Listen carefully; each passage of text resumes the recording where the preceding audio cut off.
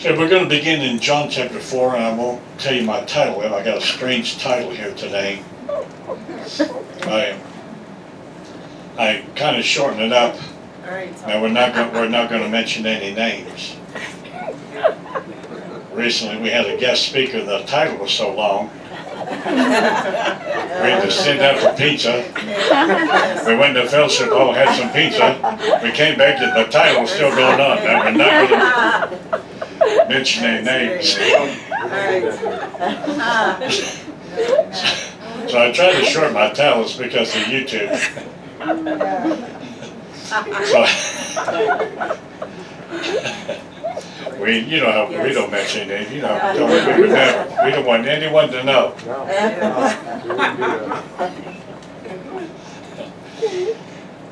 Look at you having fun in church. You know, when the prophets of God brought that anointing, there's a place in God. No flesh for glory in His presence. Yes. And that's what my backdoor way of saying I was scared. That's just my way of saying the fear of the Lord. Man, do we ever need that? Yes. If anybody needs that, it's preachers. Yes. I'm sorry, I thought I was in the Pentecostal church. Oh, yes. All right. That's true, yes. John chapter 4, verse 1. When therefore the Lord, be patient because I'm bouncing around here a little bit. I'm trying to connect. I feel like the Spirit of God put some things together and see if I can connect them where it makes sense to you. The problem is not it would not be your inability to hear, it would be my inability to speak.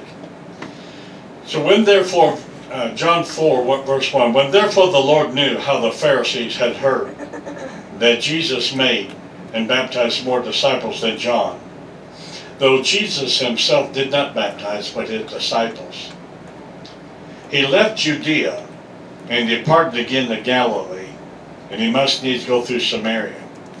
So for a long time I didn't really understand that, and then one day, I don't know what I was studying, but basically Judea's in the south and Galilee's in the north. So if you can, to put it this way, if you're in Kansas City and you're going to go to St. Louis, Columbia's right between. So that's what this is saying. So when because I used to put it a different way. Yes. It's just geographically it's right in between. So he must need to go through Samaria because it's in between Judea and Galilee.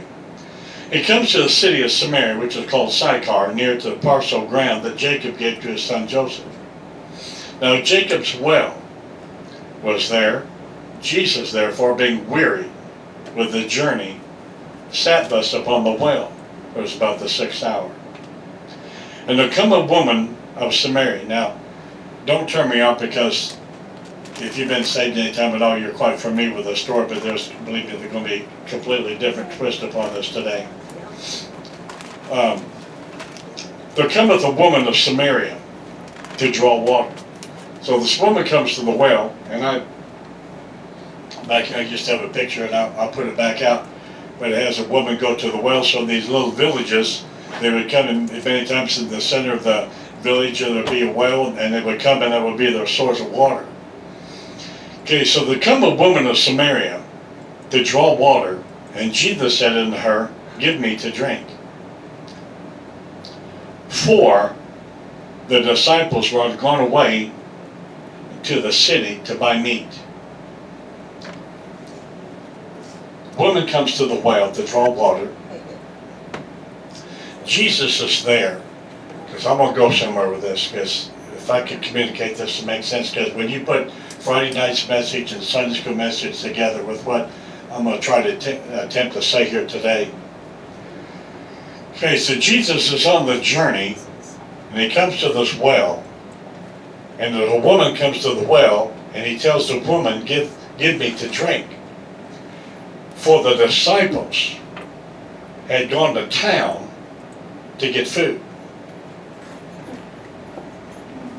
The disciples went to town to shop.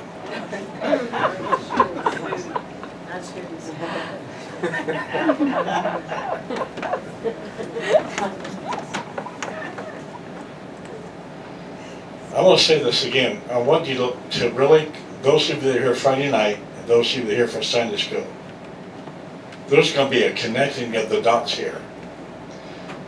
Because there's going to be a prophetic picture. This is why I say many times I was scared. At any time that I come to a place, that I come to church and I leave God out, and I focus horizontally and not vertically,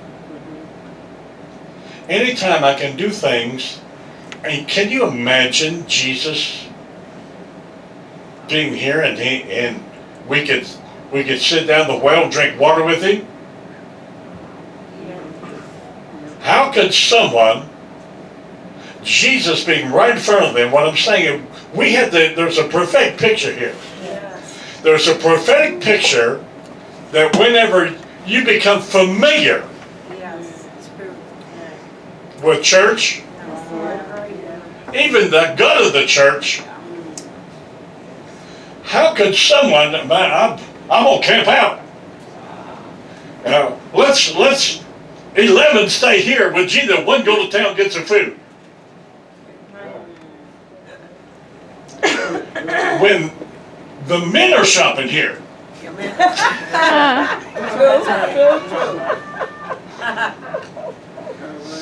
the men, and all the women said, Amen.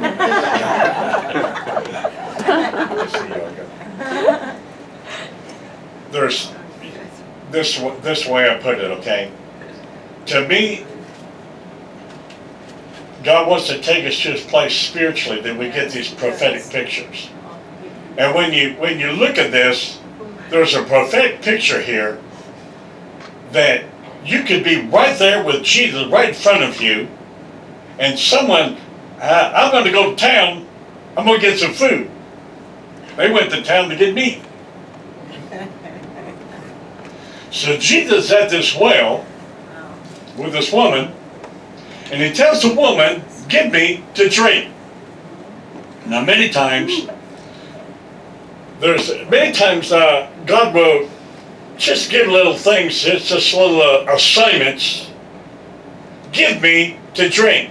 Sometimes if you really want to meet with God, sometimes you got to sow a seed. Sometimes you need to pray. Sometimes you need to sing. Sometimes you need to pray. Sometimes you need to worship. Sometimes you need to shake some things off. Sometimes we have to initiate, the Bible said in James, draw nigh to me and I'll draw nigh to you. My earlier years, I'm waiting on you, God. He's waiting on me. He had more time than I do. So if we really want more of God, and there's something that happens, and I'm going to say this from different ways, that I believe that people that have been saved, maybe that 20, 30, 40, 50 years become kind of dangerous. Because we become so familiar with the thing, even familiar with church. We know we have the language, we have the talk. How many's had low language and a lot of talk, but somehow there's something missing in me. I used to weep, I used to cry, I used to shout, I used to dance, I used to be so hungry for the Word. You couldn't wait to pray. I couldn't wait for the house of God. Now I've become so familiar. How long are they going to go? I'm going to find me a fast food church where I can be up by noon. The disciples are going to wait to the city to buy meat. Then said the woman of Samaria, how is it that you being a Jew, that you ask drink of me, which I'm a woman of Samaria? For the Jews have no dealings with the Samaritans. Let me just define Samaritans for you. During the captivity, the king of Assyria planted people in Jerusalem. The poorest Jews were left behind. They intermarried with the Samaritans, and they built their own temple upon Mount Gerizim, and they were known as half-breeds.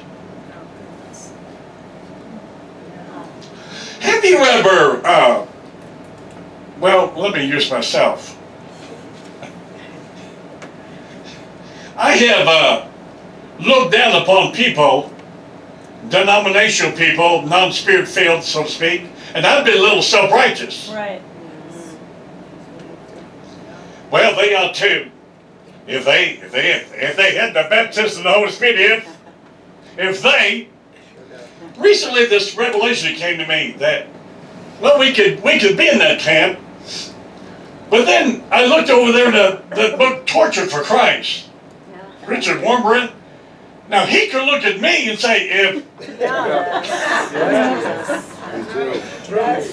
just I can think I'm so committed, these other people just halfway. Yes.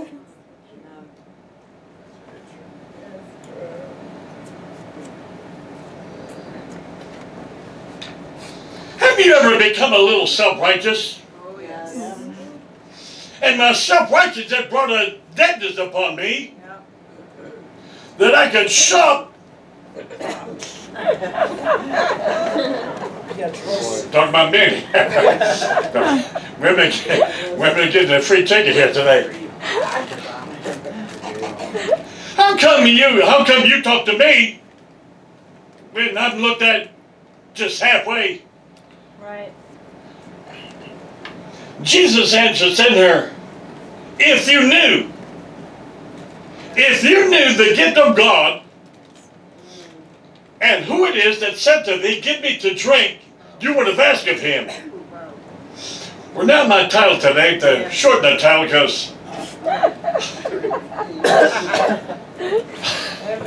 some people are pretty well known for having very long titles. So my shortened title today is, if you knew, you'd ask. If you knew, Yes, you'd ask. Lord. Yes, Lord. So Jesus tells this woman, Oh. if you knew the gift of God. Now, is that just for the woman, or would that be for everybody? Everybody. If I knew, I would ask. Yes. I knew it. if I knew the gift, I knew. Yes. let me just shoot a few things there. If you knew the inheritance I have for you, if you knew salvation, the Holy Spirit, healing, deliverance, compassion, love, joy, peace, patience, self-control, I have health for you. You have a prayer life. You have financial prosperity. The freedom I give you, the vision Amen. you have for your life. You have angelic protection. You have the presence of God. You learn how to pray. You praise. You learn how to worship. You have life. You have truth. You have wisdom. You're primed to be changed to humility. You have an anointing. There'll be miracles in your life. You'd have hope. You prophesy, you talk in tongues, you'd have words of knowledge, you'd enter into the promised land, you'd have social skills, you'd have parenting skills, you'd have sexual purity, you'd have a wonderful marriage, you'd have godly children, Amen. you'd have an open heaven, Amen. you'd have the presence of God, your Amen. life would have meaning, you Yes. have power of thought, Yes. power of Yes. sin, power of demon, power of Satan, you'd be Amen. joint heir with Jesus Christ, Yes, Lord you'd have Jesus. greater works than me, you'd Yes. walk in the Spirit and Yes. never fulfill the lust of the flesh, Yes. you'd walk in the power of the demonstration Yes. of the Yes. Spirit of God, you would have Yes. intimacy with God. If Yes. you knew, Yes. if you knew the Yes. gift, Yes. if we knew the gift, we Jesus. if you knew, I ask, oh God. it's one thing to know something in your head, Yes. as good theory, good teaching, good doctrine. It's another thing to have it in your life. Amen. I'm going to say something that I heard recently. Praise God. Oh. Yes. That when I first heard it, a self-righteous spirit rose up within me. Be careful meeting with God such a way. You find, be careful cleaning your house. You find things in your own house Oh, yes. Certainly. you had no idea. Yeah. Let me just say that I would really advise you, Oh, man. go on YouTube and punch up Catherine Kuhlman, begin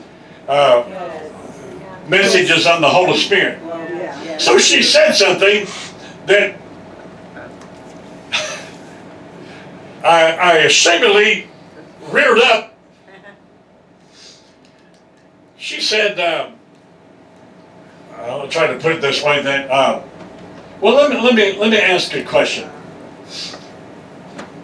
I'm not trying to trick you, but how many, because I'm one to raise my hand, but I'm not trying to trick you. So, how many of you have ever heard someone talk in tongues, supposedly, but it seemed like vain babblings, and something in your spirit set crooked?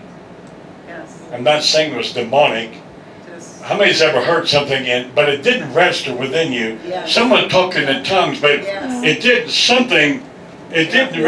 It was something. The Holy Spirit within you. Yes. So she said something, and, Oh, yes. and first of all, I kind of reared up. I go, wrong. Yes. Then God began that. Yeah. Yes. She said that many people talk in tongues, but they're not full of the Spirit. Yes. True.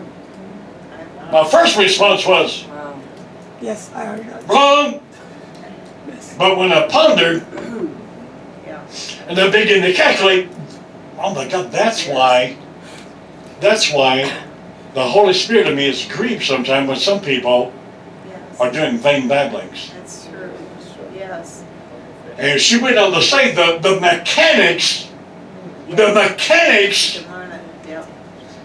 see, we learn the mechanics. Yeah. That's what we learned. The disciples walking with Jesus right in front of their eyes and went shopping?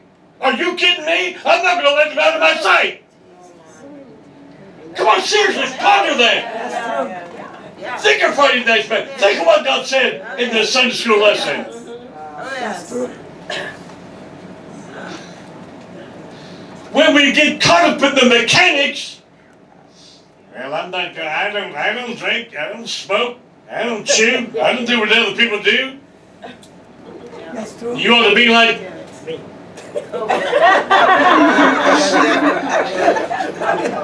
instead of Jesus. That's exactly when she said the mechanics don't get caught up, don't become a slave to the mechanics and miss the reality of the power and the presence, how will I say? I'm gonna put the way the word of prophecy said here this morning. I got so many pieces of paper laying around That there. was powerful. What do I do with that? Oh, here we are. The prophecy said this morning, revelation of my love. Now hang on, because we're going to go there, okay? I'm gonna get there a little bit. Okay? Revelation. So when you see His love, Yes.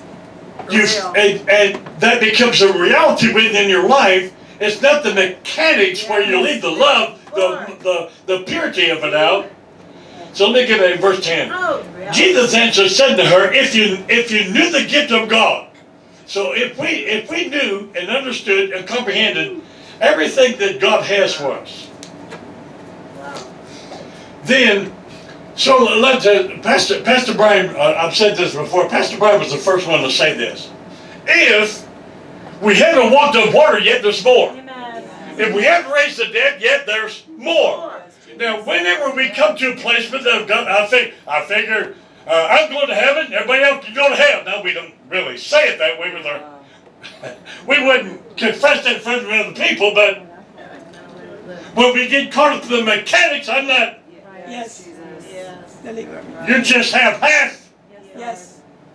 I know. And then when we put it another way, there's still mixture within you. Yes. Yeah. Let him who doesn't have some mixture Amen. throw the first stone. Amen. Yeah. No one on earth is 100% pure, 100% I'm not. To be thrown. Yes. Yes. Amen. I'm working the Holy Spirit. If you knew the gift, if you really knew, if you really comprehended, if you weren't seduced by the mechanics of Christianity, Wow. well, I came to church, but I left God out. Jesus. I used to read the Bible, but I used to have a prayer life, but I used to be hungry for church, but I used to sing, but Oh. I used to weep and cry for soap. I used to, but now I'm such a slave to the mechanics. Oh, I can talk and I tell the people, you need to baptize the Holy Spirit, but we're not praying it. We're not rattling the walls in prayer and talking in tongues. We know that all the potentiality of the anointing is Jesus. We know that the signs, wonders, spiritual healing, deliverance, talking, gifts of the Holy Spirit, lay hands upon the sick. I know that's available, but Wow. I'm comfortable where Oh. Jesus is here, but I can go shopping. There.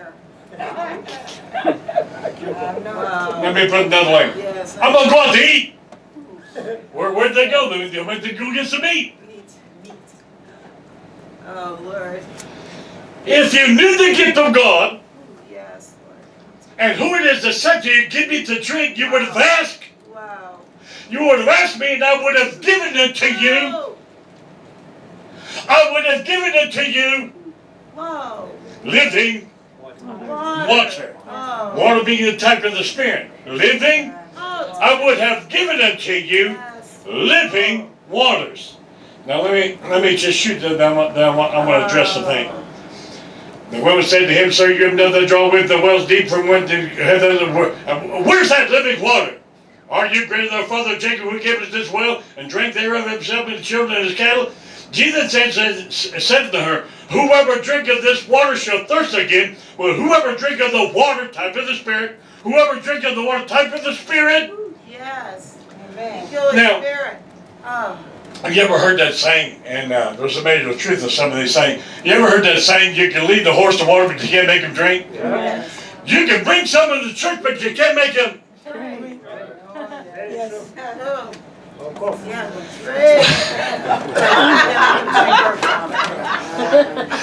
I'm gonna have to move the phone. I'm gonna have to get close to the microphone so people can hear that. He said, "Our cough." Oh. People will avoid churches like this and mock. I'll go to the other church, but they'll let me keep my devils. Oh, Lord. Whoever drinketh the water, this water shall thirst again. How many times did she say this morning that God is better than drinking, drunk, and fornicating? How many times this morning was that same thing addressed? Whoever drinketh the water, if you drinketh the water of the world, you'll thirst again. Yes. And tomorrow morning you have a hangover. That's right. Oh my God. I had an uncle who used to tell me, the hair of the dog will kill the bite. In other words, he was saying, you got a hangover, go get drunk again. But the next day, Exactly. Wow. the hair of the dog will kill the bite. Whoever drinketh this water, the water of the world shall thirst again, but whoever drinketh the water that I shall give him, if you knew the gift of God and who it is, you'd ask,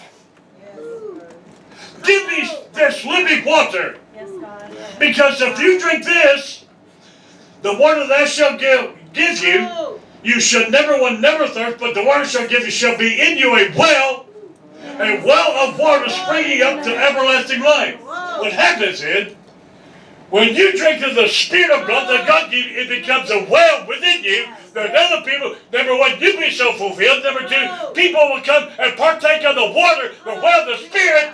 Amen. And no one asked me. Another. If they would have asked about my heathen days, I know what I would have said. Now, if someone would come up to me and say, "What's the most attractive part of the female vessel?" In my heathen days, I would have said, "The body." So what do one or two of you? Right. Yes, that's right. Where you at now? You're silent. You got quiet right there. Married to a prophetess, she called down the fire on you. Now I would say the Spirit. Yes. It's the Spirit. It's the Spirit what come forth. If you drink of the water I shall give you, it shall become in you a well, so that you don't have to go anywhere. You just grow up from. Thank you, Lord. You just grow up. The water within you. When you know how. I say to you, you know, oh my God, spring up a well within my soul. If any man thirst, let him come unto me and let him come unto me and. Now wait a minute, see, did it say, watch other people drink? No. The disciples went to him. I'm going to go tell them, I'm going to chow down. They got a barbecue place in there. They'll give me some ribs. Come on, saints of God. Beans and rice. You know Peter's among them and said, "Oh, they got some catfish over there. I'm going to give me some fish." Come on, saints. Now, see, whenever we get caught up in the mechanic, we could talk in tongues. Oh, yeah. But it's somehow, I'll put it that somehow Jesus sometimes, I think, it's been multiple times in my life, he moved 20 inches. Yes. from my heart to my head. Yes. I became good head knowledge, and good doctor, good teaching, good theory. Yes. Something was missing, the reality of the love and the power, the relationship of God, the presence of God, the anointing of God was let down. So I can look at other people, you have, you double-minded, you only have. I'm trying not to say Yeah, half. self-righteous. Yes. Right. Come on, saints. Yes. Very So true. Jesus said this, he proclaims, if any man thirst, if any man thirst, let him come to me, as the scripture has said, and drink Yes. out of your belly shall flow rivers of living water. Thank you, Lord. Now, let me say, this came to me a couple of times, so I'm gonna say this in the 80s. I pastored a country church, and they had like their little downtown square. You know how many of these they had one stoplight. Only one. We went around it. Whenever you had something going on at your church, they had once a week they had what they call the religious page in the local newspaper. And you could go down there and you could tell them what event you had going on in your church, and they would put it in the newspaper once a week for free. So I went there, I never forget this, I will never forget this. It was so real to me. So I feel like if the Holy Spirit brought it up, I can make it real to you. Just like any other day, I walked in there and I took that ad to that little town with 3,000 people, this little newspaper. And I walked out, and it was about a half block off of the downtown where the stoplight was. And the Spirit of God roared, just totally boiled up within me like a volcanic eruption. And the Spirit of God exploded within me and said this, and it was for that city. I'm by myself, there's no one with me. It was long before I met Pastor Dan. There was a single man pastor out in I moved to a town of 3,000 people, I didn't know anyone. And this, like a volcanic eruption, boiled up within me to explode. It said, if any man thirst, let him come unto me and drink. As the scripture has said, out of your belly shall flow rivers of living water. Now, so I want to say this, not in a preaching voice. What is lacking? Every one of us, what is lacking within us? So if we knew the gift of God, if we knew the gifts, everything that God has for us, and Him that's speaking to us, we'd ask, and He would give us, give you, give me, give us, living water. I'm going to say that different ways, okay? Amen. Now, Darren, would you go over and get one of the paths right by the Final Quest? Hold that up for them, would you? That's available. I want to share something.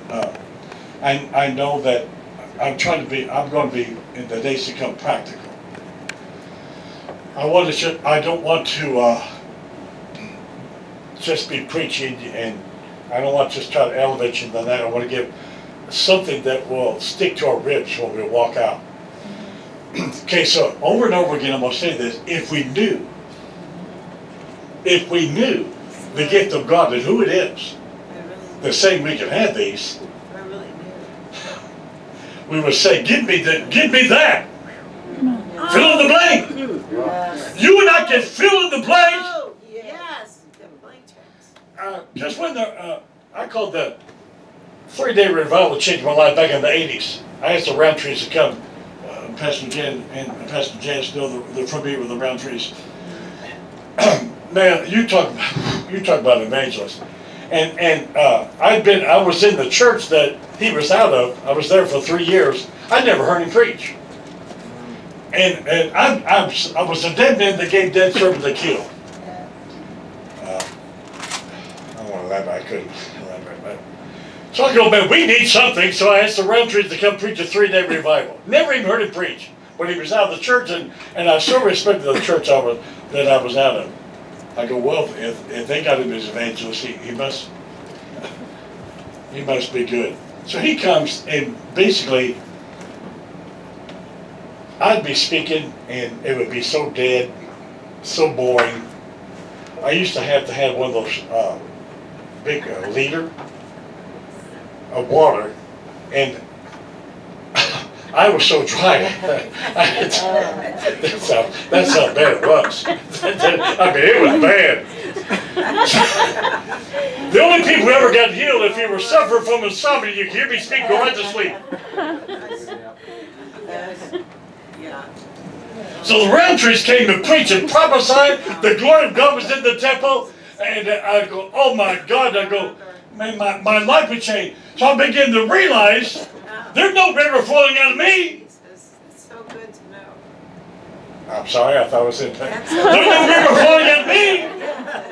And I go, there's a great big difference between what I have and what he has. Good to know that. Yeah. Really good.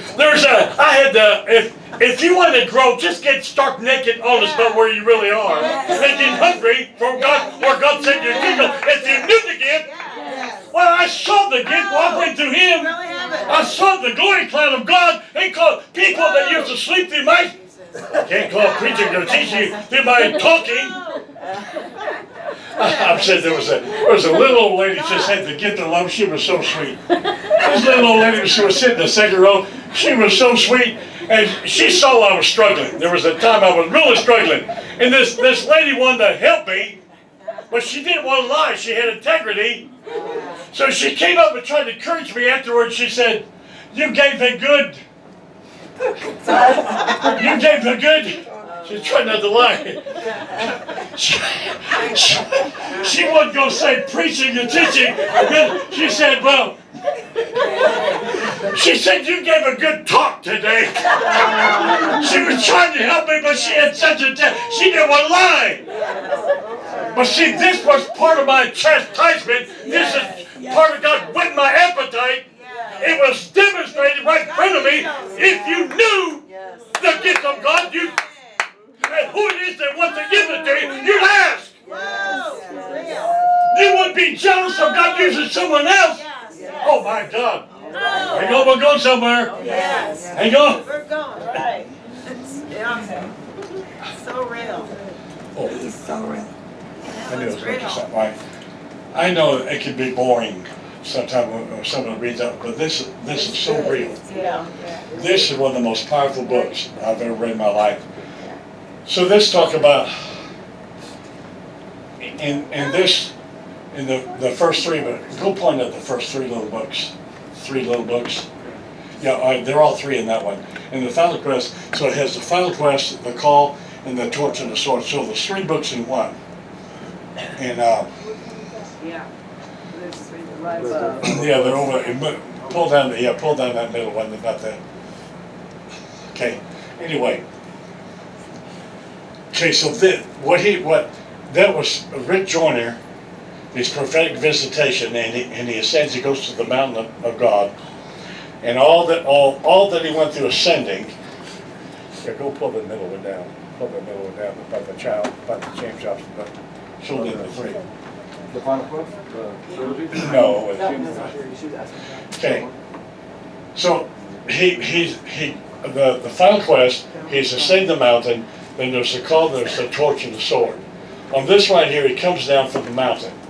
He comes down from the mountain, and he's on this trail, and all of a sudden he begins to go, he begins to say, this looks familiar. Have you ever found you ever went through desert time, and you came out desert time? Then maybe you make some wrong choices and or maybe you come back into another season. Yes. Come back into another season of dryness that you have to go deeper in God to get out of it. Yes. So he's walking on this path, and all of a sudden he goes, this seems familiar, and I'll give you a short version of this because I got too far to go. So he comes, and all of a sudden he comes out this opening, and he sees like this bay of the ocean, and he sees this ocean liner, and the ocean liner represents religion that's more about money in itself rather than the people. And he sees this great big ocean liner, and there's these little boats coming in, like lifeboats, and there's people that come off from this luxury cruiser ship, and they're coming on the little boats to where he is, and I'll shorten the story, but then basically his assignment now in the path is he's now called, he had to climb this mountain, he had to overcome the obstacles himself to get to this mountain because there's fire upon the mountain. Now, if someone doesn't want the fire, they're not willing to pay the price to overcome the obstacles that will come against them. That's true. Because it was someone become comfortable. Hang on, because I'm on Yes, I've somewhere. been there. When we become comfortable where we are, Yeah. when my Lord no more, Yeah. I'm going to heaven. And that's how our nations become the sick. Yeah. So that they're coming off these little lifeboats, and so basically God gives them a new assignment. The assignment is take other people where God says, take other people where I took you. So they begin the journey. So they begin the journey to take the people where God had took him. He says, I emerged from the forest, I was standing in front of the small lake. So he said, I tried to kneel down, I fell upon my face at the edge of the water. As thirsty as I was, I just stared at it for a long time. He comes to this lake. He never saw this before. The water seemed to be alive. Yes. If you knew the gift of God, Yes. if he knew who it is that tried to give you this gift, Yes. you'd ask, Lord. and I would give you living. Oh, yes. I'd give you living. You ever been to church and felt dead? Oh, yes. Yes. You ever read the Bible and say, oh, all the things that got, how come I'm so bored? Yes. How come I'm frustrated? How come I feel so empty? Yes. How come I feel so dry? Yes. So he comes to this lake and he said, I saw this water, the water seemed to be alive Yes. with light. Oh. So he looks at this water and he thinks, what if this water's poison? He says, well, so what if I'm going to die, I'm going to die if I don't drink it, just we'll try it. So cautiously he dipped my finger, he said, I dipped my finger to the water. Now, hang on, we're going somewhere. I dipped my finger to the water and then touched it to my tongue. It it tasted strange. It was charged with some kind of energy, living water type of the spirit. Word. It was charged, supercharged with some type of energy. Yes, Lord. It was so sweet, I felt energy, and I drank more. The more I drank, the stronger I became. Amen. Be careful hanging around the Holy Ghost. Thank you. Be careful drinking living water. Oh. Be careful forgiving. Yes. Be careful seeking God. If you find Him, you'll be so much happier. Yes. Real. Yes, Lord. How many times was said this morning? Real, Jesus. When you get this, you're free from alcohol. You're free from drugs. You're free from marijuana. You're free from pornography. You're free from lying. Oh. I kept drinking until I became stronger than I'd ever been in my life. Yes. So he's on the journey. He's so dry. He's so dry, and he finds his lake, and then there's living water. Oh. Yes. If we knew the gift of God and who it is that tried to give it, we'd ask. Yes, Until it became a reality in our own individual life. Instead of coming and hearing theory, teaching, doctrine, and never getting, Oh. all you need to know who someone is watch their fruits. Yes. Are they increasing or decreasing? Yes, Lord. My goodness. John 14:9 says this. Fruit of joy. Peace. John 14:9, Jesus said, have I been with you this long and you still do not know me? Oh. Right. Lord. Have we been in church this long we still don't know God? Wow. Lord. Help me, Lord. In reality. Yes. Every area. So I need someone like this prophet this morning to preach conviction upon me where I become scared. Oh. Yes. Yes, Lord. That's why we say the fear of the Lord until I become uncomfortable, Oh. being comfortable without God. Yes. That I would not feel comfortable wasting time rather than redeeming time. Yes, Amen. Have I been with you? Tell the disciple, have I been with you this long? You still don't even know me? Wow. Right. Jesus. Yes, Lord. God. Help us, Jesus. I felt better than I ever had. I went from hell to heaven. I went from being upon the edge of death to being more alive than I'd ever been alive in my life. I was at holy law. I began to look around. My eyes had brightened so that I could see through the fog. Oh, yes. Yes, Wonderful. Lord. Amen.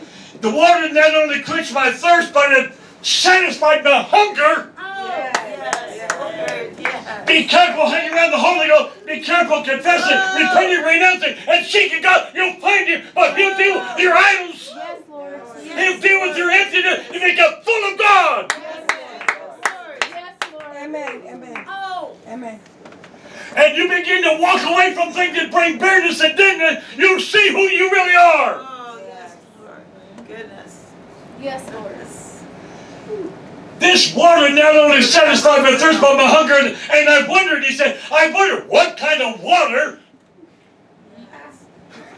is this? Yeah. Every now and then, Oh. you can see the different notes.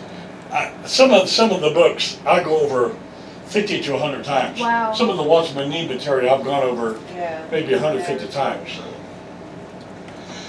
He says, my mental clarity was as invigorating as the energy I felt flowing through my body. I could never remember feeling this good or this sharp before. Yes. I was then startled. So I was then startled. I saw a man standing so close I could not believe I didn't see him approaching. Who are you? I asked. Does this water belong to you? Are you an angel? No. I'm a man like you. The stream that feeds this pool is very close to you in the wilderness, and that you just came through. You could have refreshed yourself at any time. Oh, wow. You could have refreshed yourself at any time. Oh, we get caught up in the mechanics. Yes, boy, that's real. Yes. We get caught up in the busyness. Oh, yes, I sure do. Everybody wants to tell someone else what to do. God has a lack of people what to do. Well, God told me to do. I need to get right. Amen. I need to get right. Amen. Yes, Lord Jesus. Oh, save me, holy. When I say be careful praying. Be careful singing, be careful waiting, praising, be careful worshiping. Because if you see Him, you get miracle. You see Him, you see you. And God will give you enough homework. Yes. Yes. I know, because I'm going somewhere. Yeah. Amen. Amen. Hey, there we go. Praise God. Amen. I thought it might be real quiet, but Karen said Holy Spirit. I was tempted, but Yeah.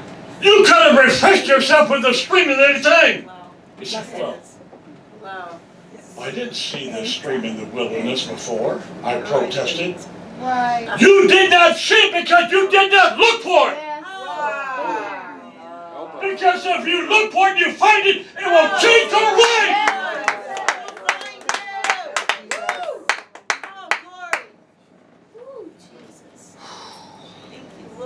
Amen. He says, Truly. this was a shocking thought.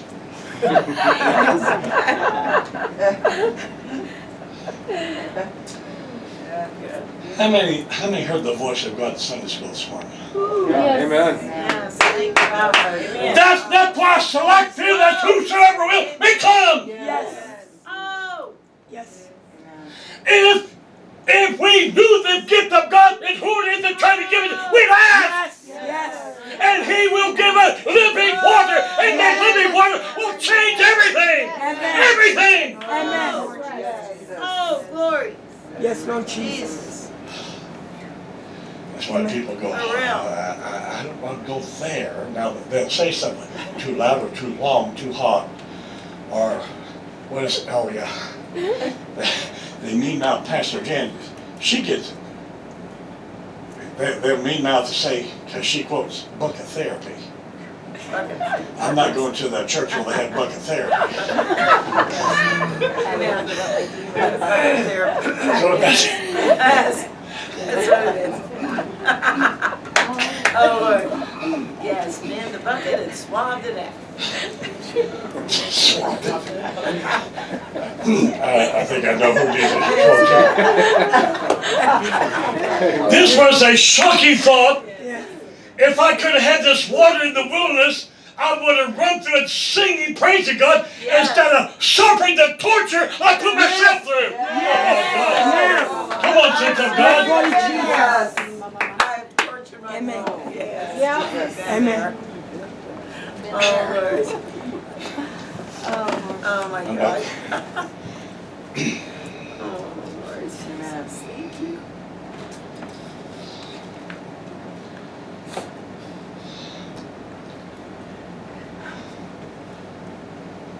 So says, so he's told, stay in this path. You don't want to take the wrong path. So Rick Jones' response is, oh, there's more than one path? Yeah. Yes. And all but one go to a place you don't want to go. Yes. It's That's true. for sure. Because there are paths that lead to delusion, Oh, deception, distraction, and traps. yes. Along the path. Let me just say this, that in the 80s, I was called out by the minister I really respected. They gave me a prophetic word. I've said this before. But he gave me this prophetic word. It was before I was really going off to Bible school. He gave me this prophetic word that God had guided my steps through all kind of snares.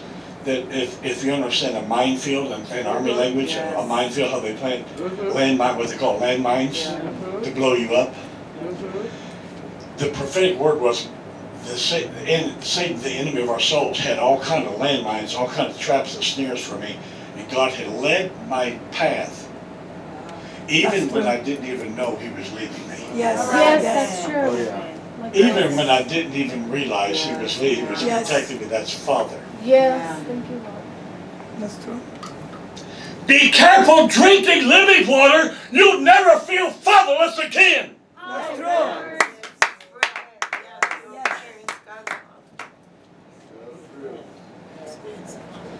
There's all kind of paths there to divert you from your purpose. Boy, that's for Yes. sure. That's true. Oh, man. See, part of it, if we knew the gift of God and who it is, Oh, we'd ask. man. And He'd give us living water, and in this gift, we'll find purpose, our life will have meaning, value, a sense of identity, and inheritance, safety, yes. prosperity, love, protection, health, energy, vision. Your life will have such meaning. Jesus. You have to take your clothes off with something you're not married to because you're better than that. You will have to smoke something, drink something, and drink something. Come on, things of God. Yes, thank you, Wonderful. Lord. Oh, thank you, Lord. It's just so wonderful.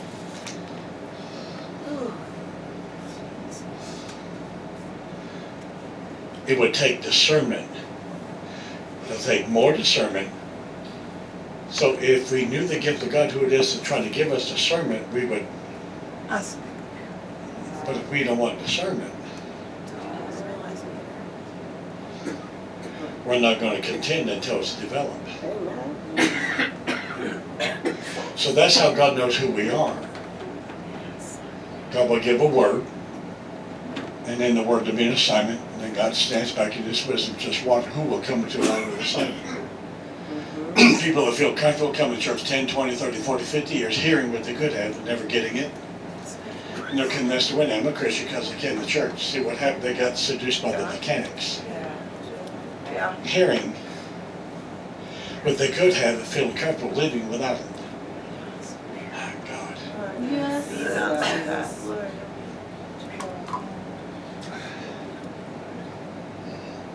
It'll take discernment, wisdom, and more courage to stay on the right path than anyone has. Yes. Then how can I make it? You'll need help. Yep. Yes. Holy Spirit. Lord. you'll need the helper. Yes. Yes. You have to learn how to depend upon Him and stay humble enough to keep depending upon Him. Yes. You must Yes, Lord. also have living water.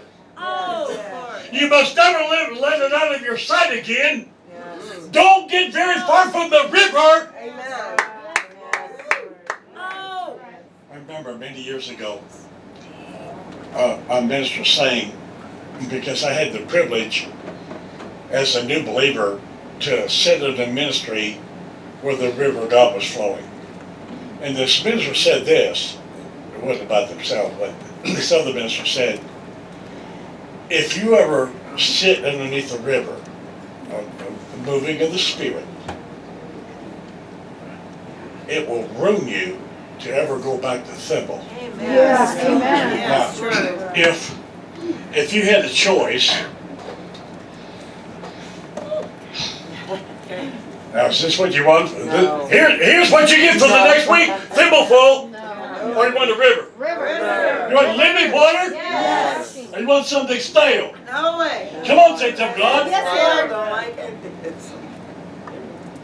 You must have living water. Don't let it out of your sight. What happens, see, people straight from the river, they dry up, Yes. still got head knowledge. I've done it. Yes.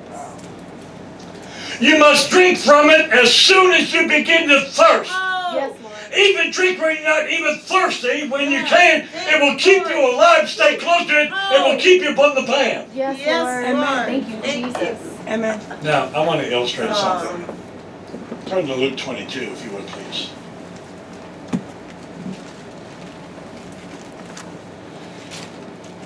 I want to illustrate something for you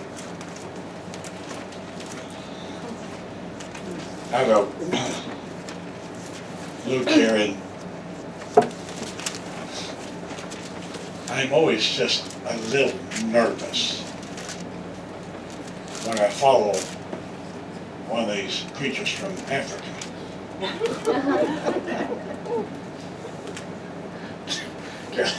They tap into this flow. Yes. So the prophets of God spoke for a little bit on Peter, but did not touch. Well, it was a little bit.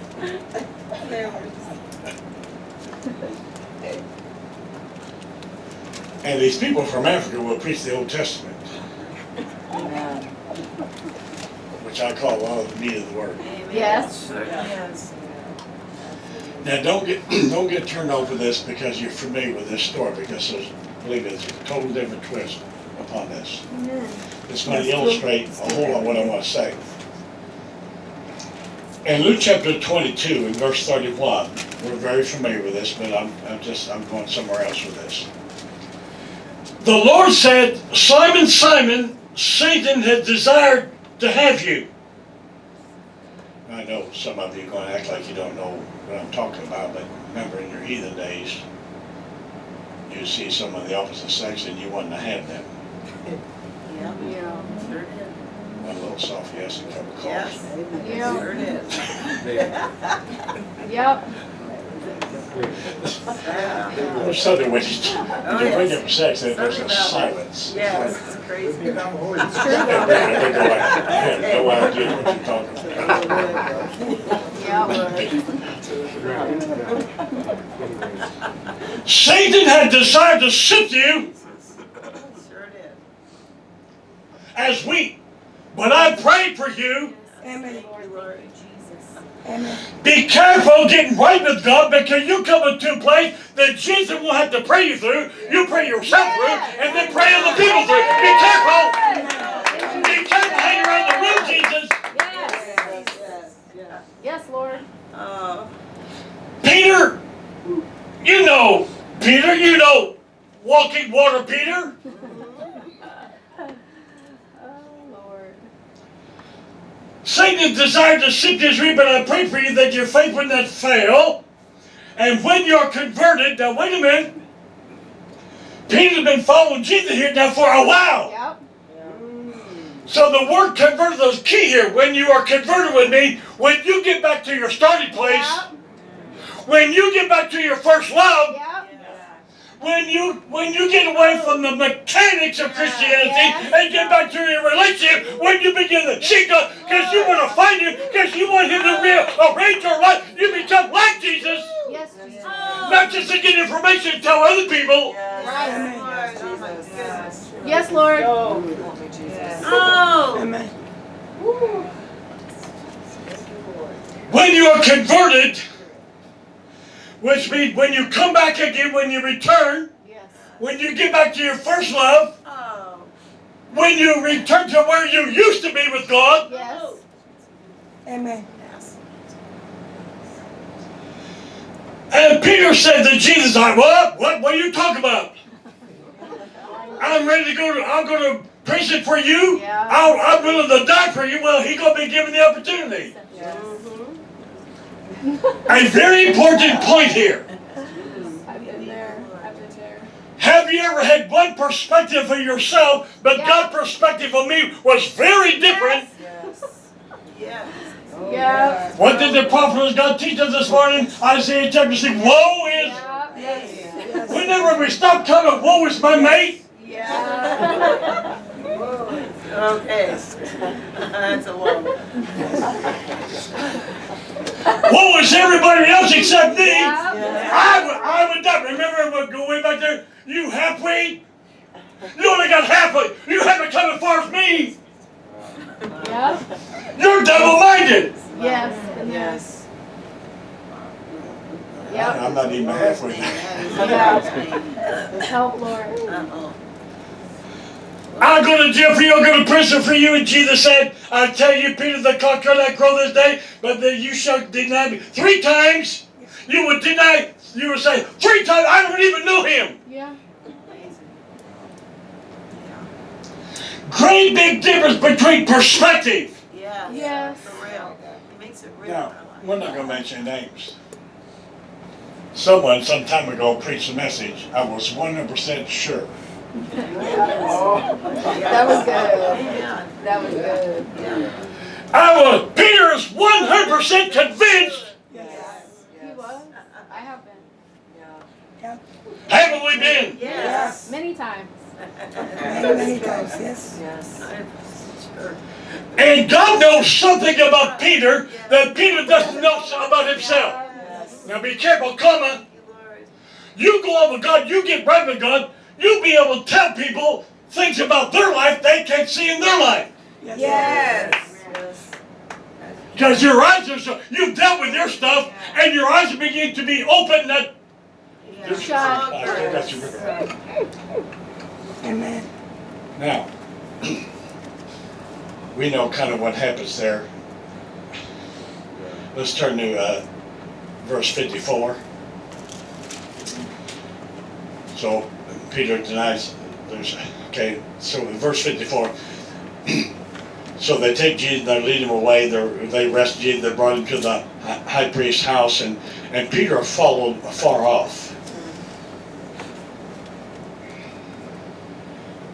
You ever been real close to God, and then one day you find yourself following afar? Because if you get too close, it's dangerous to your, Yes. dangerous to preserving. You can die just. Yes. Yes. I want to. You ever seen someone? They're in church. They're into the mechanics of Christianity, but they're following from afar off.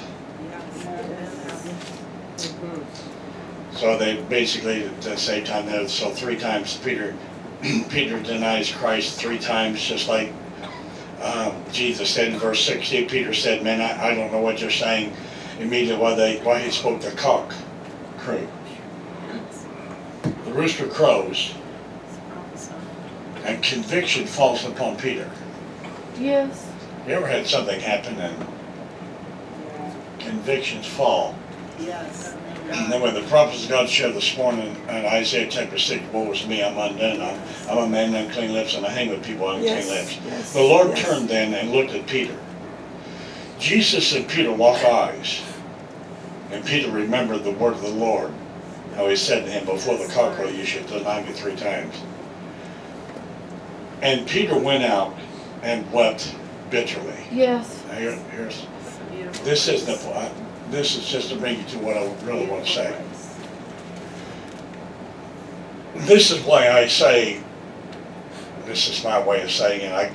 You could probably say it better. When I say I was scared, basically that's my way of saying I have the fear of the Lord. I saw the holiness, the purity of God, and I saw me in comparison to Him. I got vertical. I forgot about the horizontal. I wasn't here to pretend. I wasn't here trying to impress people. I got vertical, and I saw Him. I saw Him. But when I saw Him, I saw where I really was. Yes. What I'm saying is, when we get caught up in the mechanics, we feel comfortable reading the Bible, having our prayer time, come to church, and there's no weeping. Yes. That's hard. Just caught up in the mechanics. Yeah.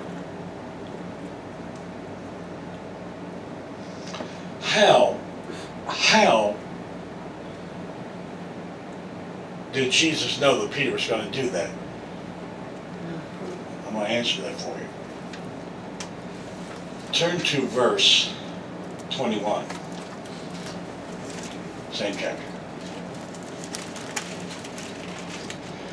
They're at the Last Supper. Just had communion.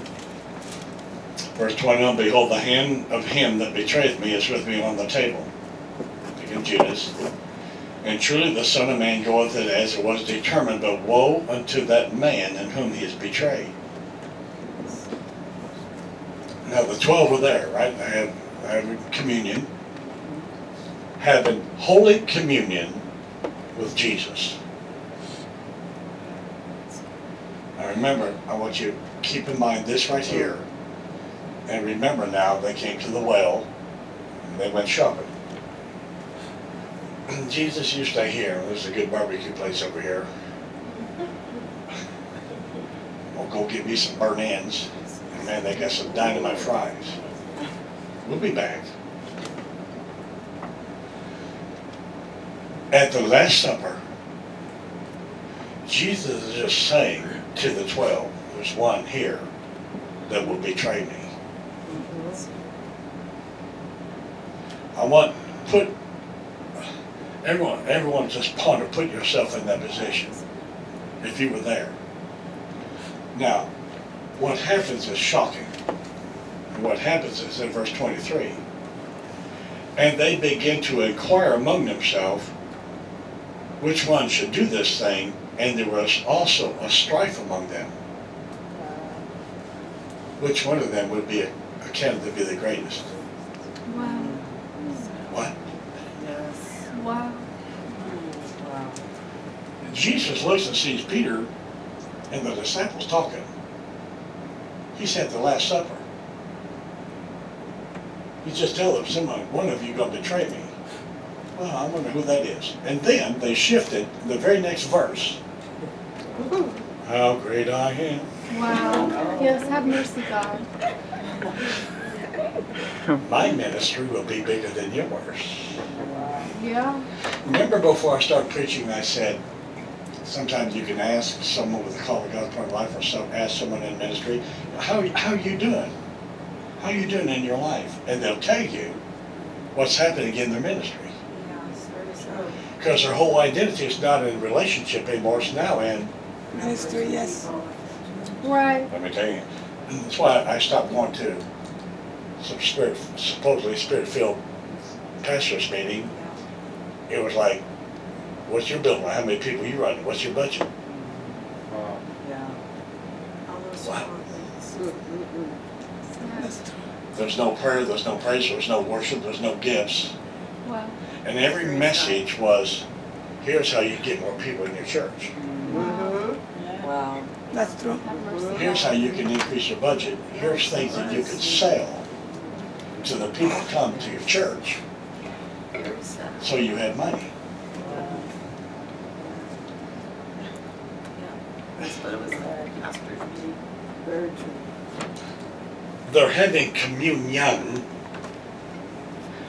You'll see people come in here and there'll be communion with God, and they're comparing my ministry be bigger than them. Not good. Jesus, imagine the heart of Jesus sitting at the last of knowing what's about to happen in his life, and he looks at the people he just spent 3 years with, and they're pondering who would be the greatest. Wow. Be careful. Be careful looking down at Peter and the others, because you see him, you see you. Yes. Yeah. And God will give each and every one of us homework. Yes. Whenever we feel comfortable coming for a service, a week, a month, a year, a decade, a lifetime,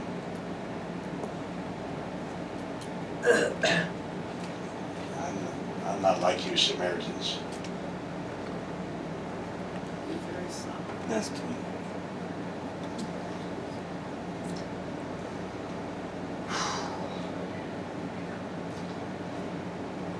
Verse 29.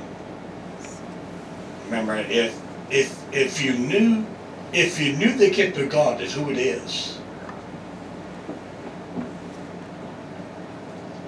that said unto you, give me to drink, you would have asked of me, and I would have given you this living water.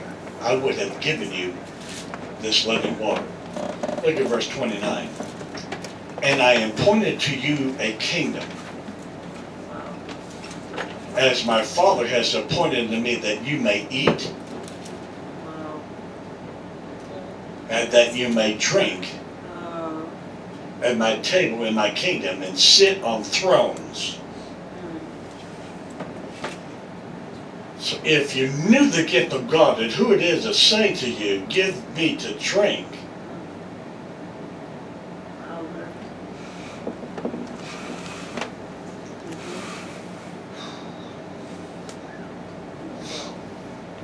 Ken, before I move on, let's go to Revelation. I want to show you something in Revelation chapter 3.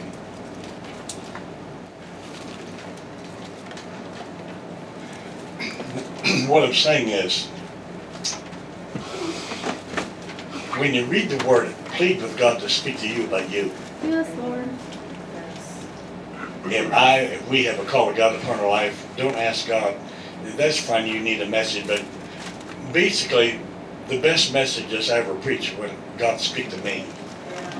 God speaks to me. If God is what He's saying is real to me, I can make it real to other people.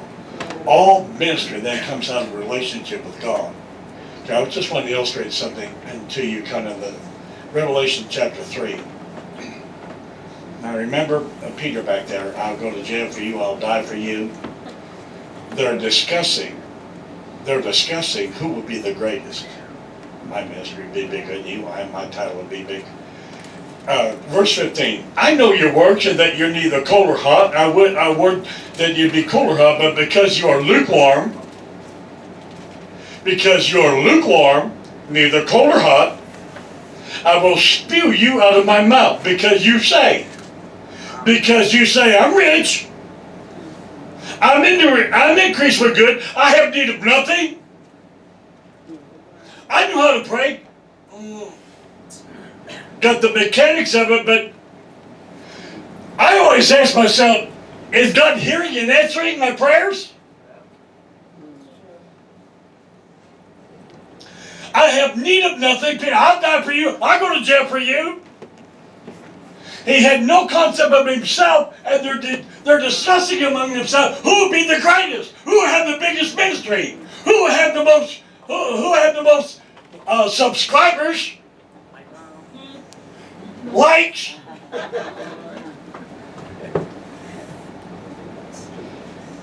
Anytime we become comfortable, we have good head knowledge, good doctrine, good teaching, but the reality of the manifested presence of God, the love of God, the relationship with God, if I know about prayer, I know about singing, I know about praying, I know about worship, but I'm just not doing it, or I'm just in the mechanics of it, but I'm not meeting with God such a way my life is being changed, I'm not weeping, What has happened to me? I used to win the love, the passion, the great desire to witness. I couldn't wait to get to the house of God, but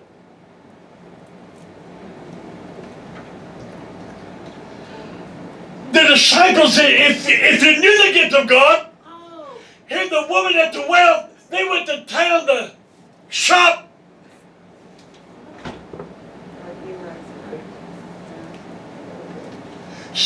Well,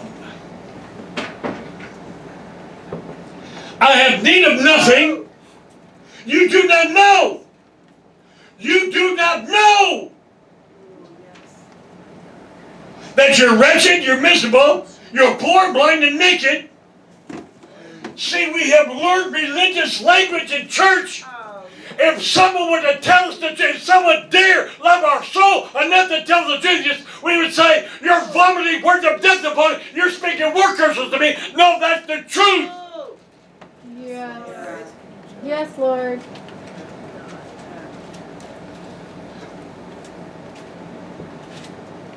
All right, let's go back to John 4.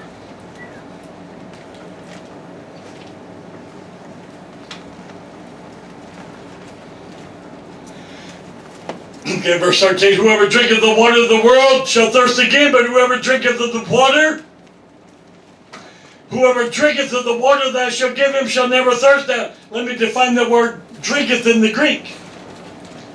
It means receiving spiritually from Christ, spiritual life that will strengthen you, refresh you, nourish you in your soul and in your spirit, man.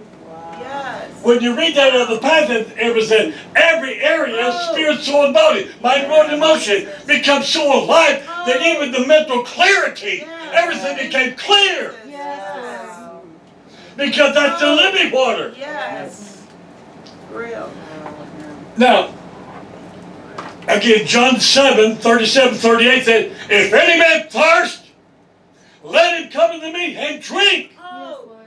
See, it's not enough to come to the house of God. We got to drink of what God had for us. We got to get it in us that becomes a part of us. Yes, Lord. If you drink of this water, it shall become in you a well.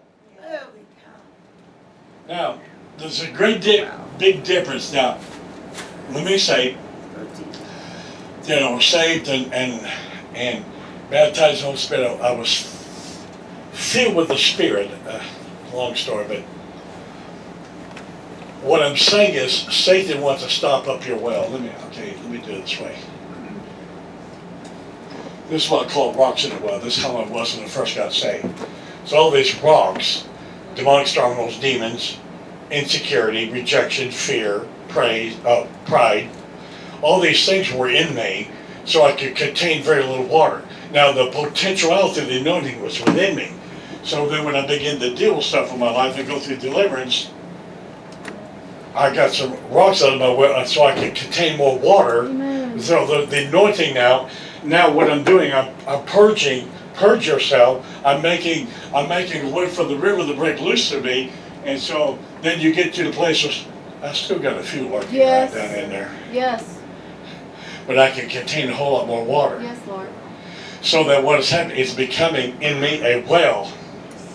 So I don't have to wait for a television evangelist to come to town to quicken me. I can find God within me, so can you. Spring up a well within. So Matthew 13 said, 30-fold, 60-fold, 100-fold. How far with God do you want? How much of God do you want? If you knew. If you knew the gift of God and who did this offering to give to you, if you knew, you'd ask. And I'd give you this. So much. And we have little or no prayer life. Don't make it the 3-service prayer. Don't come to Saturday prayer. Don't get along with God. Have no secret place.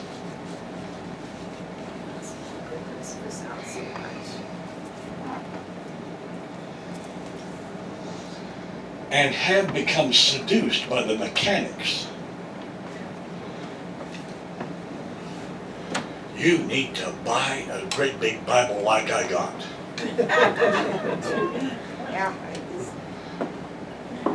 and the Holy Spirit convicting you while you say it, Yeah. but you're not even reading it.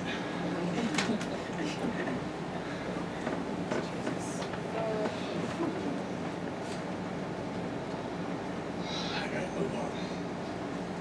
So the woman said, Sir, give thou me this water, so I won't thirst again, so I won't have to come here to draw. Still doesn't have it figured out. So she's asking Jesus, Sir, give thou me this water. Jesus said,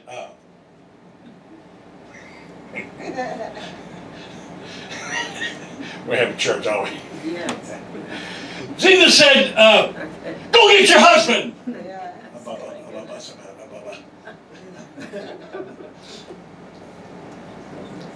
So real. Give me this water. And Jesus responds with, go call your husband and come here.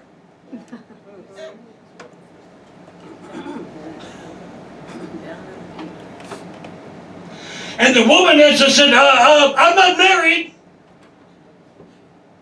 Jesus said, thou hast well said, I had no husband, for you've had 5. You've had 5 husbands, and the one you're with now, you're shacked up now.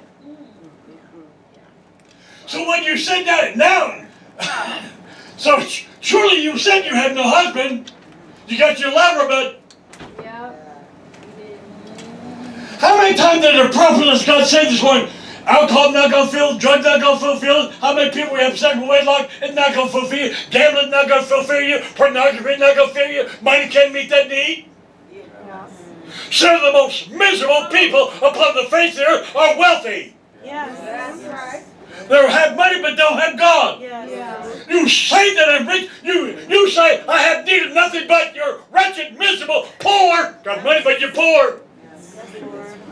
While spiritual people are poor, you make other people rich. Yes. Yes. Amen. Because I've allowed God to dig a well within me, and I'm drinking the water and it become a well within me. You can come and drink and partake of this. Yes.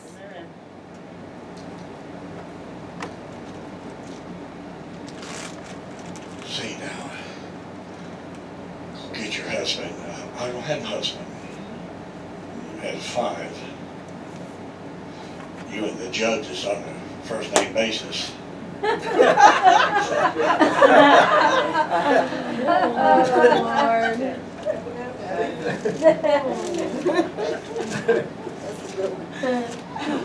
You know everything about divorce court. You know where all the bathrooms are, where the water fountain is.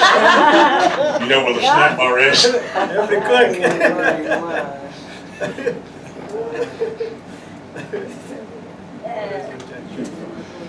Well said that you had no husband. You had 5 in the past, and now you're shacked up. The woman kind of all of a sudden she gets religious. Yeah. I think you must be a prophet.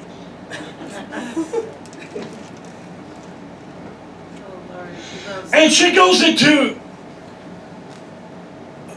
the ritual part. She goes into our fathers worship in this mountain, and you say Jerusalem. My denomination says, and yours said. Right. Yeah. My group, my church, my pastor says, Yep. and yours says. You're going to witness someone who's lost it and had no chance of getting saved and say, how come there's so many different churches? How many? That's okay.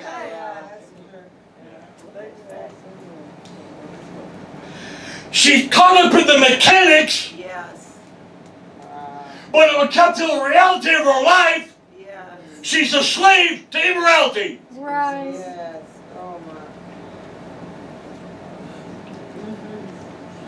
Our fathers worship here, and you said your fathers worship over there, which is where we ought to worship. She that said to her, woman, and believe me that hours coming, neither in this mountain in Jerusalem shall worship the Father. You shall worship. You worship what you do not know. We worship for salvation of the Jews. But the hour cometh, and now is, Yes. when the true worshipers, Amen. because there's false. Yes. Yes. The hour cometh and now is, Yes, thank you, Lord. when the true worshiper shall worship Yes, Lord. Oh, the Father yes. in spirit and in truth. Thank you, Holy Spirit. For the Father seeking, let's see now. The Father seeking, God's so broke he needs people with a lot of money that'll bring financial. God's trying to find somebody some millionaires that'll come and pay a lot of attention because God's so broke. Is that who he's seeking? No. Who's Father seeking? Worshipers. Worshippers, Oh, that's so lovers. lovers. What was said part of that? What was said in the Sunday school hour? Oh, Same principle. It's not about ministry, it's about relationship with God. All ministry comes out relationship with God. oh, yes. Yes, When Lord. your cup is so running over with living water, people that are thirsty will come. Yes, Lord. People not thirsty will run away. Yes. Yes. And the water they drink, they'll be thirsty the next day. Yes. So Father he's seeking the true worship that will worship Father in spirit and truth. In spirit means with all of your heart, soul, strength, and mind, and in truth means in a biblical manner. Okay, so David danced before the Lord, dancing in the Bible, we're going to dance before the Lord. Too many people dance up a storm in nightclubs, they don't dance in the house of God. Yes. Because they learned how to come under the influence of liquor and drugs, and now have not learned how to come under the influence of the living water, the Spirit of God. Oh, We can save it with the mechanics of it, this and that. But God saw you dancing on tables in the honky tonks. Yes, Lord. yes, unfortunately, yeah. Frozen chosen in here. Yes, right. No way. Chosen. Now, here's what I'm saying. What we need is to see Him in such a powerful way we see ourselves. Yes, yes, yes. When we stop being seduced by the mechanics and truth comes and we apply it to everybody except our.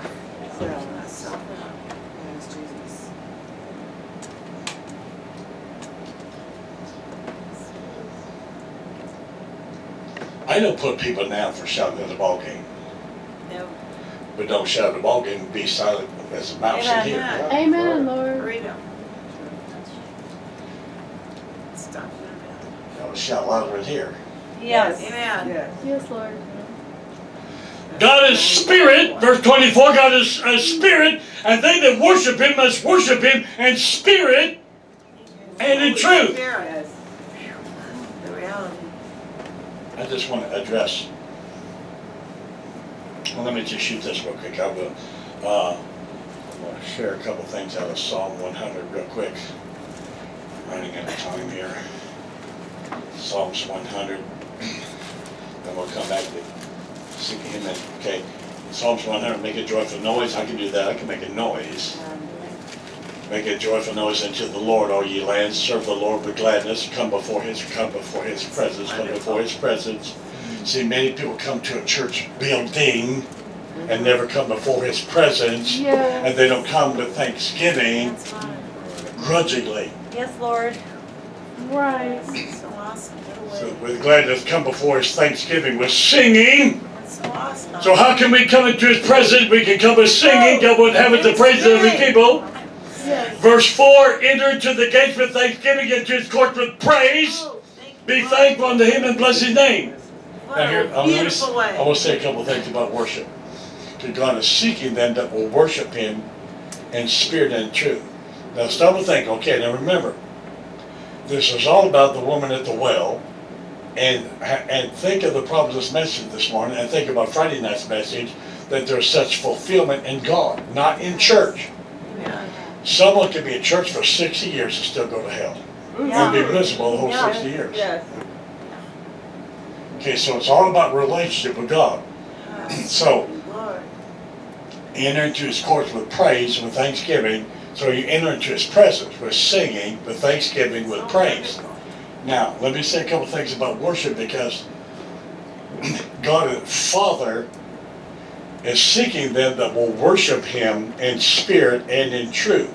Okay, and by spirit, meaning all of our heart, soul, spirit, and mind, that we're totally How many times the prophets of God said this morning, just total, just totally and completely give yourself to God. It's all about you and God having this tremendous relationship, okay? Okay, so worship, okay, so you sing and you praise to get into His presence. Now, once you get that breakthrough, once you go through that gate and you're in there, worship is what you do when you're in there. Yes, Lord. Amen. Beautiful. Worship Thank you, Lord. is the climax of praise. Yeah. Yes. Amen. It is Yeah. true, our point. It truly is. Worship comes out of love for God. Yes. If someone has attitude, I don't want to be in church, I don't have to. God is messing with my life! You have to try to make you better! Amen. I don't want to be better, I want my life! It will cost you, it will cost Yes, God. yes, It will cost Lord. you. Right. This is beautiful news. Worship is conceived. Now there was a, what did I do with that? There was a prophetic word this morning. Prophetic word. You shall receive a revelation of my love. So Here's what I'm saying. I'm saying there are certain things that if we don't do, what I'm saying is that people that come to church for years don't even feel God. Have no relationship, do not know how to get in His presence. They don't enter into His gate with praise or with singing. They think that, see, they're caught up in the mechanics. I'm in church. God, you ought to do something for me. I took time out of my schedule. I came to the house of God. You should do something for me. Yes, Lord. I spent time, energy, gas money coming. God, you owe me.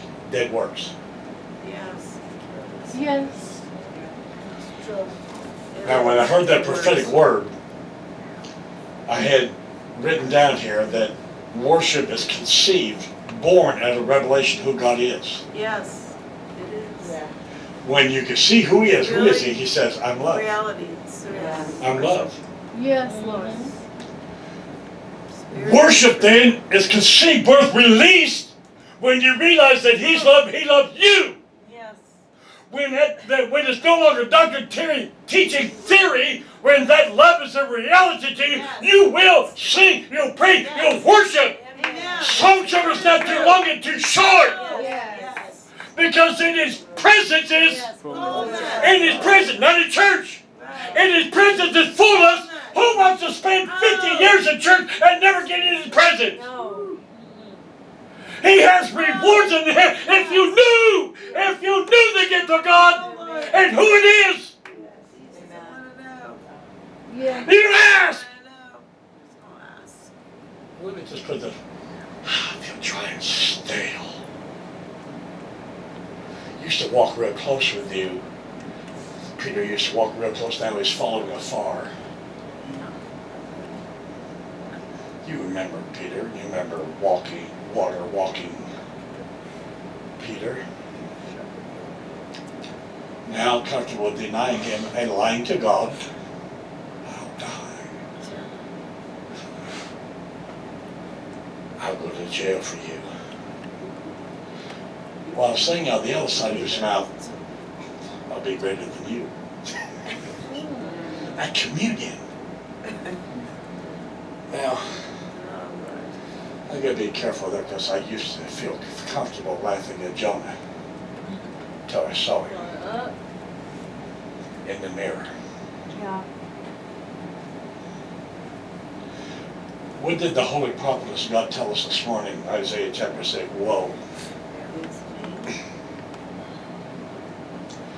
Whenever it comes to this place that I'm going to read my Bible, I'm going to pray, I'm going to devour these books, I'm going to come to church, I want to meet with God such a way my life has changed, I got such a spirit of, I can't wait.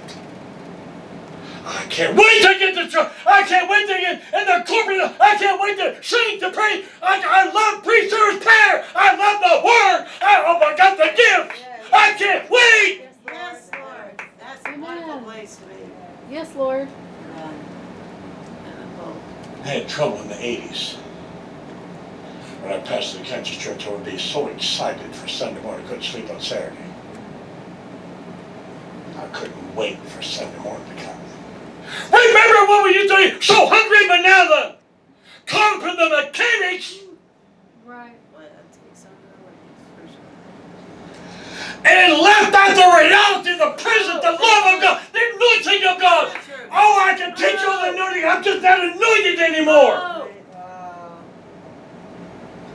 Jesus.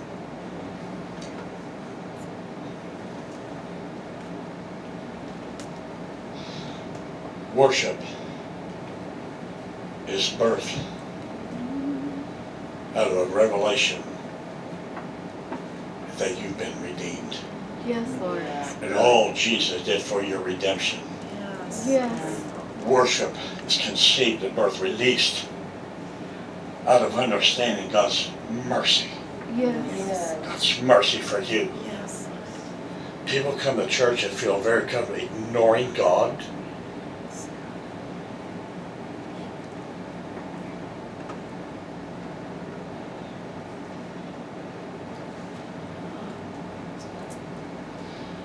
Worship is conceived, developed, released when we understand what God has for you, for me, for us, Yes.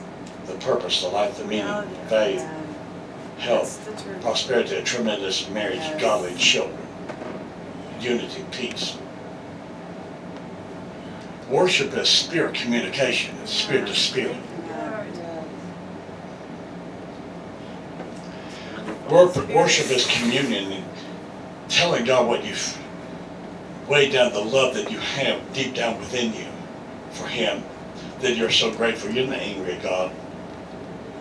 Worship is the ability to magnify God unashamedly, Yes, Lord. spirit, soul, and body.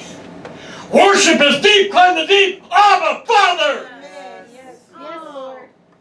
Worship is a response to His majesty Yes. and inability to ponder God, to sing, to pray, to worship, and inability to communicate hinders the develop the manifested presence of God within the church and within your life.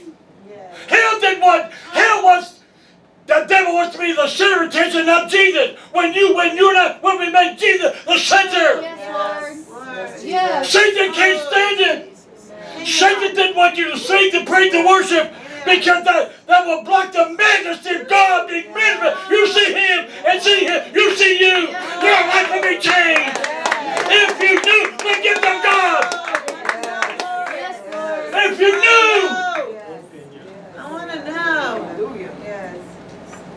Get into the full reality. see, we can think we know. Full reality. Very fast. We have head knowledge, but after years, It's a revelation. decades in church, we've not manifested. So He says, if you really knew this inheritance, this purpose, you wouldn't come to church for years or decades, hearing what you could have and leaving without it. Yes, Lord. Right.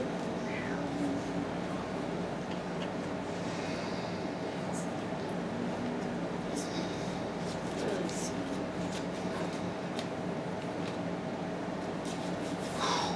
True worship.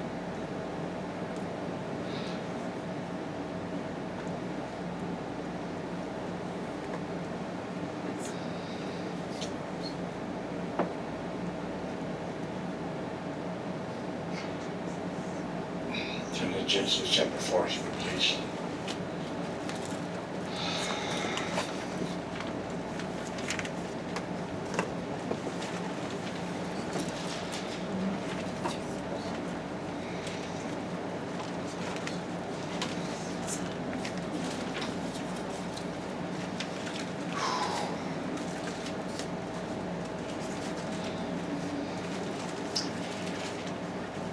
Genesis chapter 4, and then Genesis chapter 4, when it's beginning of verse 3. Well, I'm not going to preach this, I just need to read a little bit. I'll make a couple comments, but in the process of time, Cain brought the fruit, so this Cain and Abel.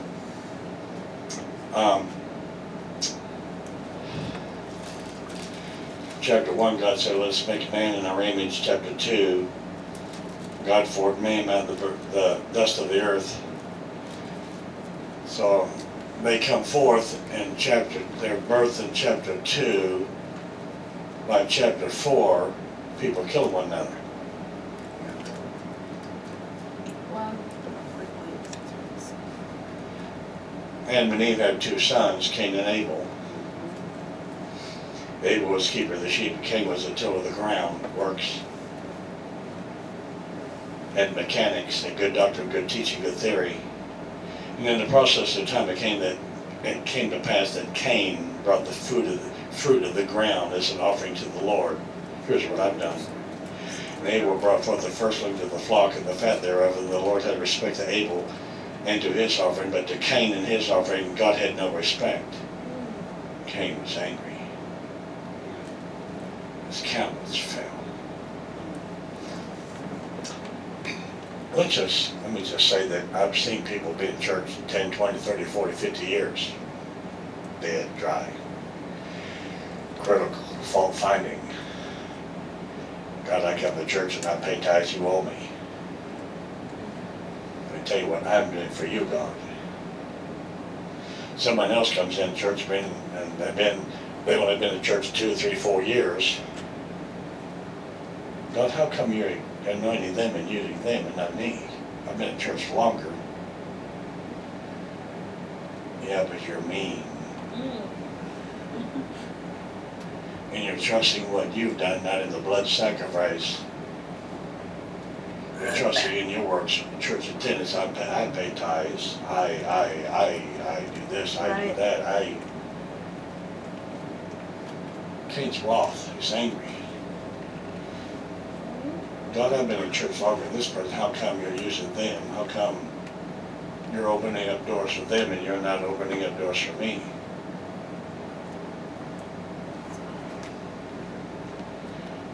God said to Cain, how come you're so angry?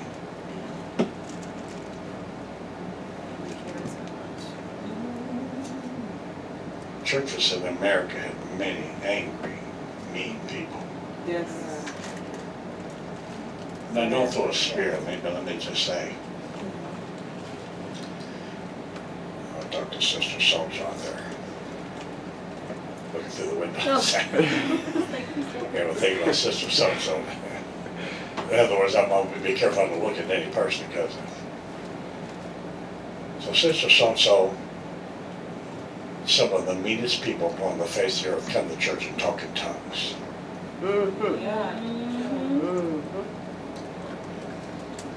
But they'll stab people in the back. God said to Cain, how come you're so angry? Or why has your countenance fallen? How come you're so depressed? How come you come to church? How come you bring an offering to me and you're angry?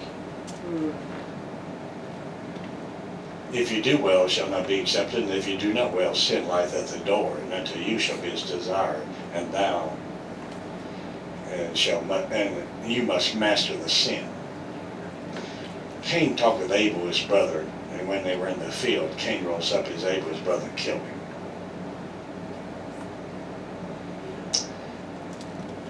Brother murdering spirit.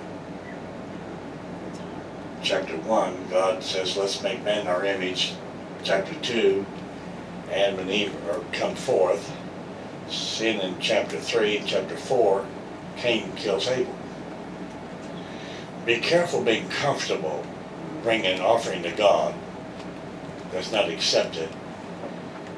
I think in Matthew, and I think it's in Mark, it says that we can come and we can sing, we can praise him with our mouth, but our heart is far from him. So Jesus said they worship in vain. Someone would come to church and worship in vain for 20, 30 years. We're very jealous of people come in 1, 2, 3 years. They're so anointed to swing from the chandeliers. Right. So Cain kills Abel. Be careful, have a brother and murder spirit. The Bible says in John chapter 8, that the devil was a murderer and a liar from the beginning.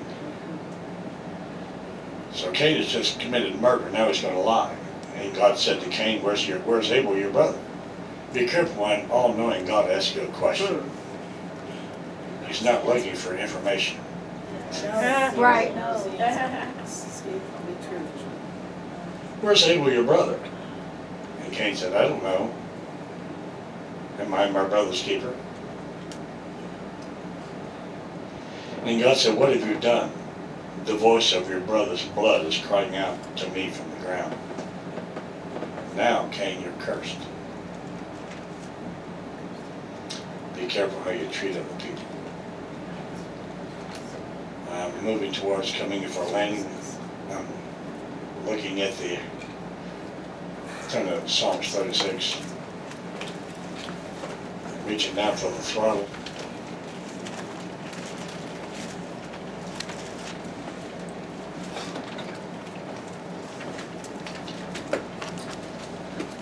What must say now, it's going to basically kind of punctuate a lot of what was said Friday night and Sunday school this morning. To me, the answer is not coming to church. The answer is having the God of the church living fully manifest within you. And it's like Paul said that in Galatians, I labor over you until Christ be formed in you. Till Christ be formed in you. In other words, not just a seed be planted within you, but it be fully developed.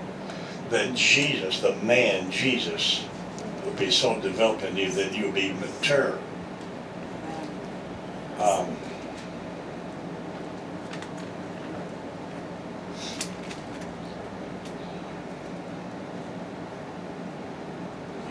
I want, oh man, I forgot something. Turn back to John 4, just let me just shoot this in there. I forgot something I do want to make this point because I think it's more important. I'll skip some of the other. The woman leaves in verse 27. John said before, and his disciples came in and marveled that he talked with the woman. The woman left her water pot, went her way. Verse 28, went to the city and said to the men, come see a man that told me all the things I ever did. Is this not the Christ? And they went out of the city and they came to him. In the meanwhile, the disciples said to Jesus, Master, why don't you eat? Eat. They went to town, got some food. But he said to them, have meat to eat that you do not know of. Have meat. Therefore he said to the disciple, went to them, has any man brought, did anybody bring Jesus something to eat? And Jesus said to them, my meat, my source of strength is to do the will of the Father that sent me. Now that's a whole lot what was said Friday night and Sunday morning. What I'm hearing from the Spirit. So my meat, my source, for instance, when I was real young, I was raised one block from the city park, and my meat, my source of energy, my purpose for life and meaning was playing ball. Then when I became older, my source of activity, what I drew strength from, was partying. So when I got saved, I thought, I know this pattern. My source of strength. Yes, Lord. Jesus said, my meat is to do where I get energized, where I get fulfillment, where I get satisfaction, Yes, Lord. is doing, Yes. not teaching, Amen. not telling others, but doing. Yes, Lord. See, we could get caught up in the mechanics, telling other people what I'm not doing myself, and not even being convicted. Right. So, man shall not live by bread alone, but by every Word. Okay, there's a good hour's teaching just on the Word of God being as spiritual food. Let me just, let's go back to Psalms 36. We're going to come in for landing.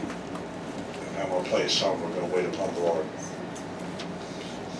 And when we turn the song on, get the cookie crumbles, because what I want to, once I put the music on, because I want to have a little bit of afterglow here.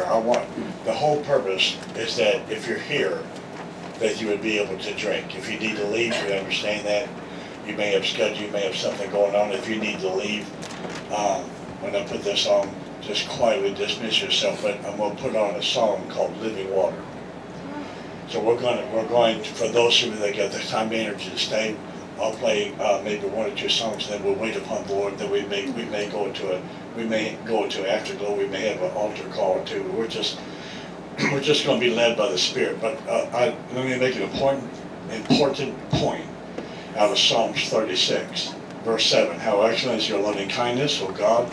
Therefore the children of men put their trust under the shadow of your wings. They who put their trust in God, shall be abundantly satisfied. Yes, Lord. The word abundant means soak, means to be filled, it means to satiate.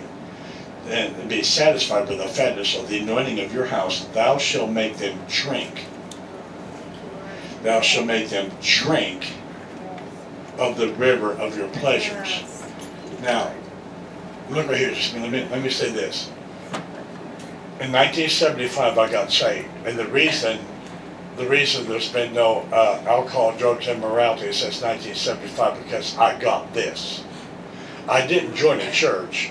God came into me. Amen. Right. The Spirit of God entered into me. And this, I found better than that.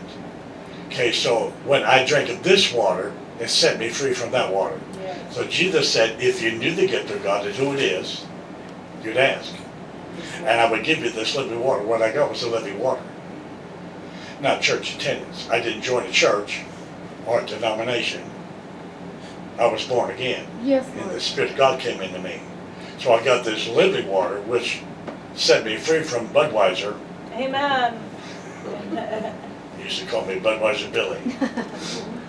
A whole lot of other things. What I'm saying is, if you don't get this, you're going to see people that do not get this. They're miserable. They can't wait to get out. You can't make them drink. See, many people, I just heard a testimony, I'll give you an example.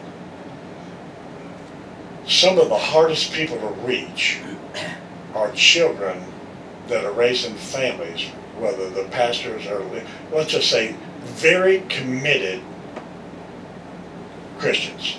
Mm-hmm. Their children are very hard to reach because they can talk it at home, they can talk it at church, but they as an individual has not had their own personal experience with God for themselves. But because they know the mechanics, they know the language, they know what to say, what not to say. But when they're out there with other people that are not saved, there's an inability to say no to temptation. So what I'm saying is, like recently I heard a testimony of someone who thought, like Peter, I'll die, I'll go to jail,